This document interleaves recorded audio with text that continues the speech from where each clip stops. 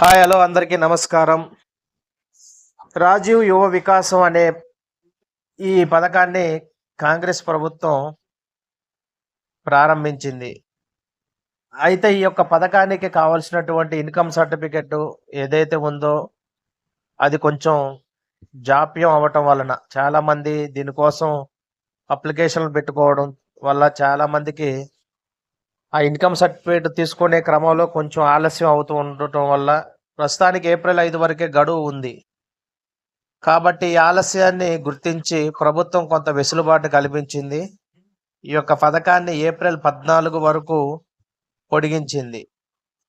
దాదాపు రాష్ట్రంలో ఉన్నటువంటి 5 లక్షల మంది నిరుద్యోగులకు స్వయం ఉపాధిని కల్పించాలనే లక్ష్యంతో ఈ పథకాన్ని ప్రభుత్వం ఇప్పటికే జారీ చేయడం జరిగింది. ఆ ఉత్తర్వుల ప్రకారం అర్హత కలిగిన అభ్యర్థులు మార్చి 17వ తారీఖు నుంచి ఏప్రిల్ 5వ తేదీ వరకు దరఖాస్తు చేసుకోవడానికి అవకాశం కల్పించింది.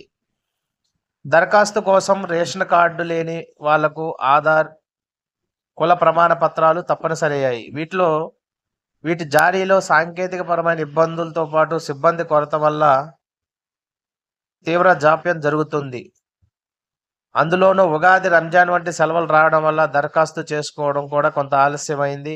ఇలాంటి విషయాలు పరిగణలో తీసుకున్న ప్రభుత్వం గడువు పెంచింది. గడువు పెంపు విషయాన్ని స్వయంగా ఉపాధి ఉద్యోగ శాఖ బట్టి విక్రమార్క గారు కలెక్టర్లతో వీడియో కాన్ఫరెన్స్ నిర్వహించి అధికారులకు దిశానిర్దేశం చేయడం జరిగింది.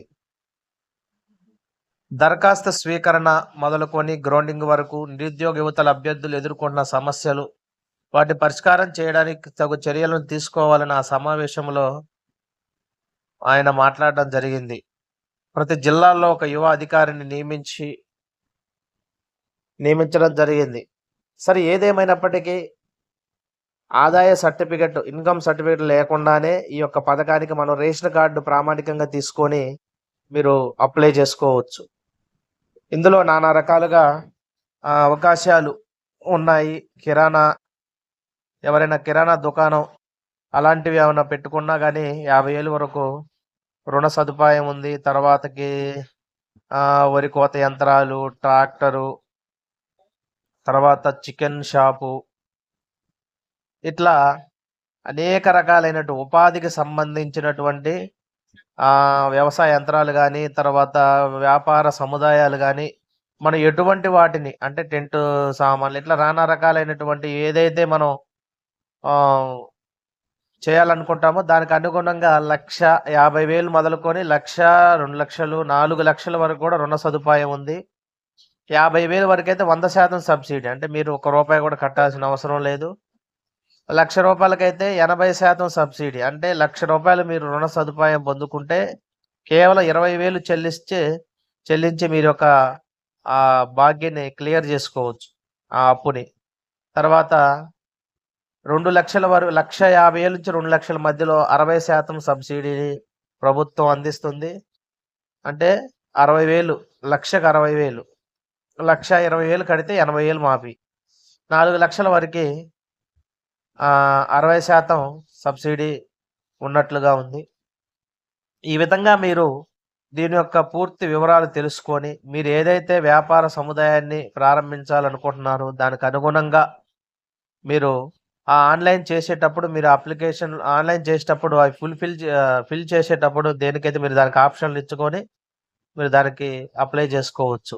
దీన్ని పరిశీలన చేసి మీ యొక్క ఆదాయ, తర్వాత మీ యొక్క ఇదిని బట్టి ఈ లోన్ శాంక్షన్ అయ్యే అవకాశాలు ఉన్నాయి.